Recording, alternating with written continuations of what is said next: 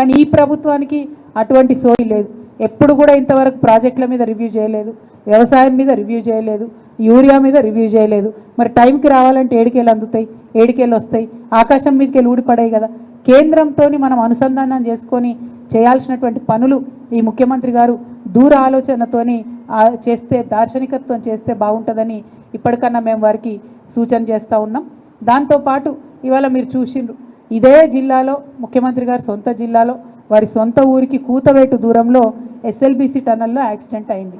ఇదే ఎస్ఎల్బీసీ టన్నల్లో గత 10 ఏళ్ళు కేసీఆర్ గారు ఉన్నప్పుడు 11.5 కిలోమీటర్లు కేసీఆర్ గారు హయాంలో తవ్వితే ఎటువంటి యాక్సిడెంట్ కాలే.